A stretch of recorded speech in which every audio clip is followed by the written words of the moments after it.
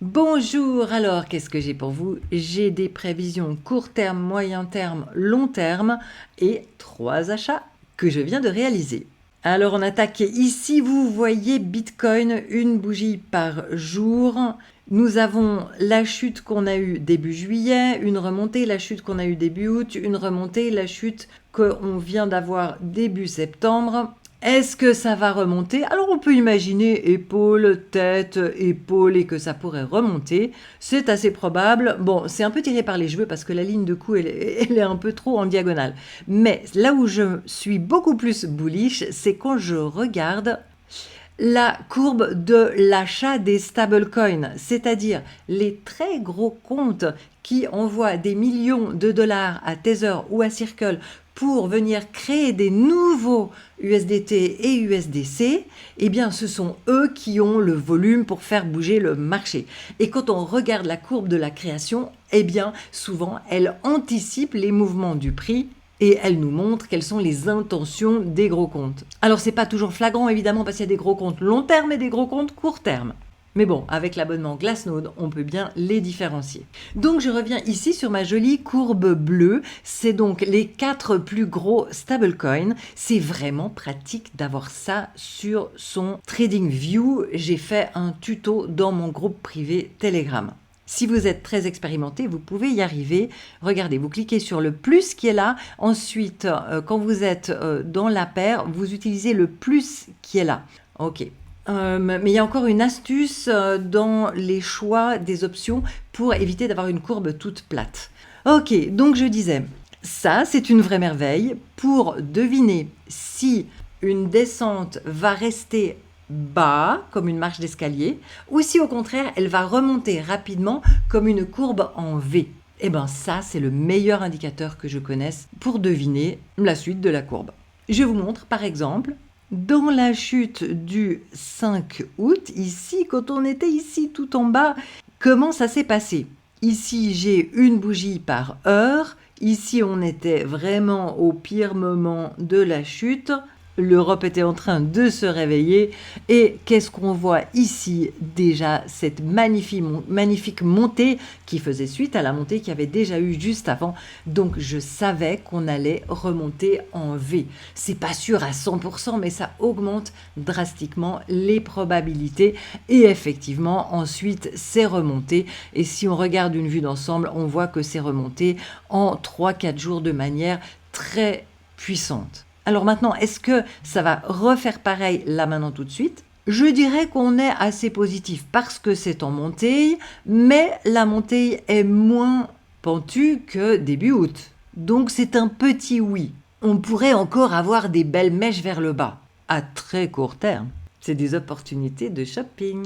Alors, pour en savoir plus, la deuxième chose que je regarde en même temps, si je veux savoir ce qui va se passer à très court terme, je regarde le graphique des liquidations.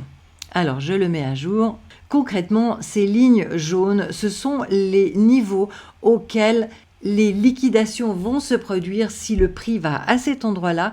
Et liquidation, c'est quand quelqu'un qui a mis un ordre de trading avec des leviers très élevés, donc un pari à la hausse ou à la baisse, dans lequel il peut très vite ou gagner ou perdre de l'argent, eh bien si le prix part dans le mauvais sens par rapport à son pari, il se fait liquider, le montant qu'il a misé est entièrement perdu et celui qui va procéder à la liquidation reçoit un pourcentage. Donc les exchanges et les market makers ont un intérêt financier à ce qu'il se produise énormément de liquidations. C'est pour ça que le prix est, on dirait, attiré par la lumière, parce que c'est là où il y a de l'argent à se faire. Donc quand on arrive sur la page, pour aller là, vous tapez liquidation heatmap dans Google, H-E-A-T-M-A-P, et vous arriverez sur le site de coinglass.com.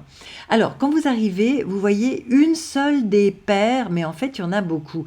Donc, l'astuce pour avoir une vue d'ensemble, c'est de cliquer ici sur symbole, et comme ça vous les montre tous d'un coup. Si vous voulez savoir ce qui va se passer à très court terme, vous pouvez même choisir 12 heures. Ok, par exemple, là, on voit qu'il a encore un petit peu à manger très proche de lui. Et ensuite, je pense qu'il va remonter, chercher un petit peu au-dessus de quoi manger. Maintenant, si je veux voir les pronostics pour les semaines à venir, passons au moyen terme. Et bien là, je vais aller regarder sur 3 mois. Et on voit qu'il n'y a pas grand-chose à manger en bas et ce sera beaucoup plus intéressant de monter. Ok, et si je reviens ici et que je veux faire un prognostic à moyen terme, là aussi, ça me dira que octobre sera probablement plus haut que septembre. Les deux sont en harmonie, donc je pourrais être beaucoup plus affirmative pour octobre que pour les heures à venir et les jours à venir. C'est juste une question de calcul des probabilités. Et maintenant, si on regarde pour le long terme, je sais bien qu'il y a beaucoup de gens qui disent on va avoir une récession et tout va se casser la gueule. Alors, au vu de la finance internationale et de tout ce qui se passe dans le monde, c'est vrai qu'il y a de quoi être inquiet. Personnellement, je pense que ça va tenir encore suffisamment longtemps pour qu'on puisse avoir notre vraie bulle, celle qui se produit tous les 4 ans et qui est prévue pour 2025.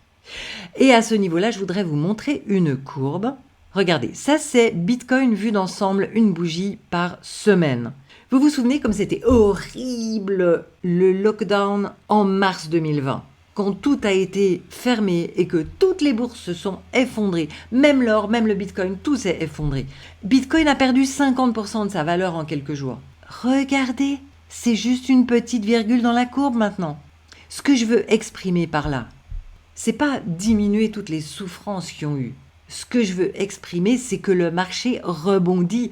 Ça nous a pas empêché de faire une vraie bulle quelques mois plus tard. Et je sais bien que ça ne dépend pas que du halving, ça dépend beaucoup de la liquidité. Mais la liquidité, punaise, ils n'arrêtent pas d'imprimer. Ils changent de méthode, ils changent de vocabulaire, mais ils impriment quand même. Donc je pense qu'on va réellement avoir notre bulle en 2025. Et les gens qui disent que la bulle est déjà finie, regardez le calendrier, on est en 2024, on n'est pas en 2025. On est juste monté trop tôt à cause de l'ETF et puis maintenant on doit patienter parce que le halving n'a pas encore fait d'effet et parce que le narratif du halving qui est autoréalisateur n'a pas encore fait effet, sans parler de la diminution des taux aux États-Unis. Donc voilà, à très court terme, c'est encore incertain.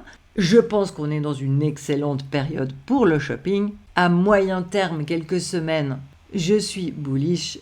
Et à long terme, jusqu'à la prochaine pointe de bulle, probablement en 2025 ou peut-être même début 2026, eh bien, je suis bullish aussi. Alors maintenant, jetons un petit coup d'œil rapide sur Ethereum, qui en ce moment est extrêmement bas. Je pense que c'est un très bon point d'entrée, il a beaucoup de retard sur Bitcoin et ça s'est déjà produit dans le passé et il finit toujours par rattraper son retard. Donc j'ai confiance que Ethereum, c'est un bon investissement sur tous ces temps-ci. Ensuite, Total 3 moins les stablecoins. Ça, c'est pas Total 3 que vous avez l'habitude de voir parce que j'ai soustrait les stablecoins. Donc on peut voir que là, on n'a pas du tout atteint le plus haut historique. Mais comme d'habitude, les gros montent avant les petits. C'est pour ça. D'ailleurs, je vous montre la courbe Bitcoin. Vous voyez, quand en 2021, Bitcoin était déjà presque tout en haut, eh bien, au même moment, les altcoins étaient encore très bas.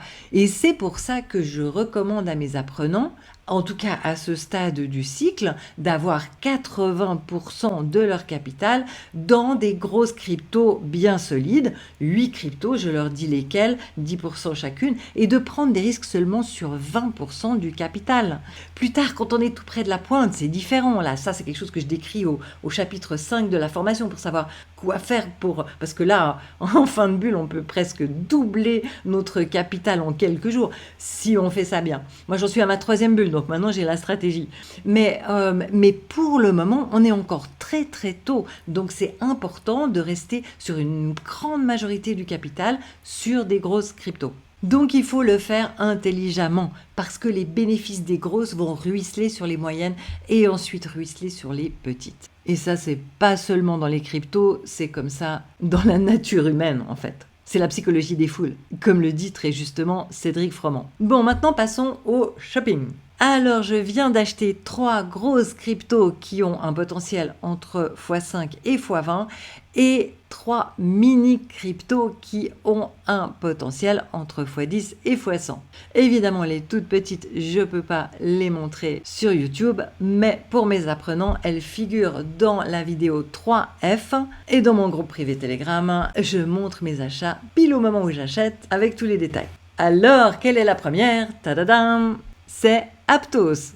Regardez-moi cette magnifique TVL comme elle est montée bien plus que le prix. Ici, la courbe des abonnés Twitter, en fait, elle a l'air de descendre, mais en vérité, elle est plate. C'est parce que l'échelle est beaucoup trop fine. Elle a reçu une note technique de 91% de token metrics. C'est énorme, c'est rare, vraiment rare de dépasser les 90%. Et tout récemment, Tether a annoncé, regardez là j'ai la news grâce à Crypto Flash France, Tether a annoncé qu'il lance l'USDT sur Aptos et ils ont choisi Aptos et non pas son principal concurrent Sui. Ça c'est intéressant, ils disent voilà que c'est rapide, efficace et que les frais de transaction sont à moins de 1 centime de dollar, ce qui est vraiment très bien pour un Layer 1. Ici, une petite inquiétude au sujet des tokenomics. Ils ont distribué 44% des tokens. La prochaine libération, je clique pour voir les détails. On voit ici que la distribution des tokens va continuer jusqu'en 2032.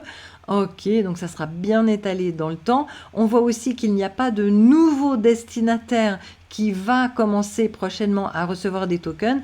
Ils ont tous déjà commencé depuis 12 octobre, depuis quasiment une année. Donc là, le danger est largement écarté. Et si on regarde ici, vous voyez, je clique sur Chart.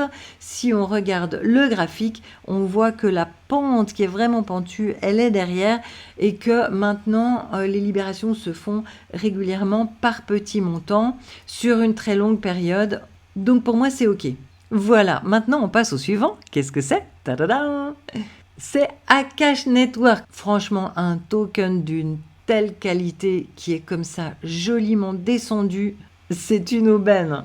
Donc là, il s'agit, entre autres, de fournir des services à l'intelligence artificielle en mutualisant la puissance de calcul de la population, de ceux qui veulent participer pour recevoir des récompenses en échange. Et ça permet de pallier temporairement au manque crucial mondial de cartes GPU en attendant que les usines qui sont en construction puissent fournir des cartes de qualité en grande quantité, mais ça prend pas mal d'années. Et en attendant, il nous faut des solutions pour combler les énormes besoins de l'intelligence artificielle. Donc Akash est très très bon pour ça. Ils ont continué à développer pendant tout le bear market, magnifique sécurité, magnifique technologie. Alors, regardons de nouveau les tokenomics. Ils ont distribué 64% des tokens. Et si on regarde le graphique sur Token Unlocks, on voit très clairement que le pire est derrière nous et que maintenant, la distribution sera beaucoup moins violente. Et alors, lequel est le troisième? Tadadam! C'est RSR, Reserve Rights. Ah, lui, on l'observait soigneusement lors de la dernière bulle. Il avait déjà fait des résultats magnifiques. Il y a beaucoup de tokens qui ne retrouveront pas leur plus haut historique. Donc, les nouveaux tokens, souvent, font des meilleures performances que les anciennes.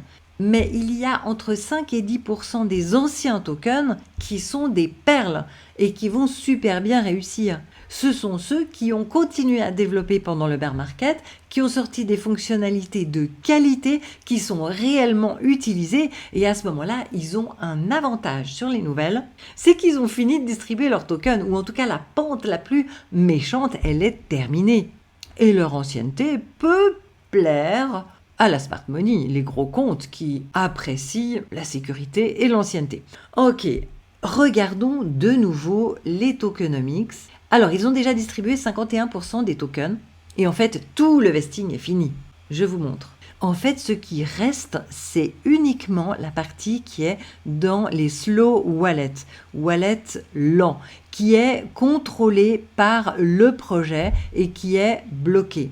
Alors, comment ça se passe? Ici, on voit les détails. En fait, les tokens sont dans un slow wallet et un slower wallet, ça veut dire encore plus lent, on va dire ultra lent, qui sont contrôlés par en fait un organisme qui les libère progressivement en faveur des initiatives pour l'écosystème de Reserve Rights. Et là, si c'est bien fait, eh bien, ça fait monter l'utilisation. Donc, le fait de les distribuer, ça va être compensé par la montée de l'utilisation, donc ça va avoir peu d'impact sur le prix. Et en plus, on sait qu'ils ne pourront pas les libérer de manière brutale vu qu'ils sont protégés par des smart contracts qui obligent une libération lente. C'est pas mal. Voilà, ça c'était mes achats. Maintenant, j'ai 2 annonces à vous faire. La première, c'est que j'organise un bootcamp sur 8 semaines pour les débutants et les semi-débutants où je vais les accompagner personnellement dans un apprentissage fractionné, dans un petit groupe dédié. Et à la fin du bootcamp, ils auront acquis les compétences, la méthode, ils posséderont un portefeuille diversifié, sécurisé, ils sauront exactement quoi faire, ça prend 1 heure par semaine pour le suivi par la suite. Et comme ça, c'est le meilleur moyen pour être prêt pour la vraie bulle. Et c'est le meilleur moment pour le faire en ce moment quand les prix sont bas. Donc si ça vous intéresse, abonnez-vous à la chaîne et laissez un commentaire sous la vidéo. Ma deuxième annonce, c'est si vous êtes expérimenté et que vous rêvez d'avoir cet outil de scoring, oui, vous pouvez. Pour avoir la version complète, il suffit de venir dans mon groupe privé Telegram. Et il existe même une version gratuite pour aller guigner chaque jour quelle est la meilleure crypto parmi les 7600 cryptos pour lesquels j'ai des scores que je mets à jour tous les jours. Tout ce que vous voyez là à l'écran, c'est mis à jour tous les jours. C'est une merveille. Je suis complètement addict à mon outil, je l'adore. Si je veux étudier une crypto, au lieu d'ouvrir 50 000 onglets, eh bien je tape /, le nom de la crypto dans Telegram et boum, j'ai le résultat avec tous les détails et en plus c'est cliquable. Ça me permet de gagner un temps fou et de dénicher des pépites avant tout le monde. En fait, j'ai réalisé mon rêve. Et si ça vous parle, bienvenue. Mettez un petit commentaire sous la vidéo et je vous dirai comment faire. Voilà, j'espère que cette vidéo vous a été utile et je vous souhaite une excellente fin de journée.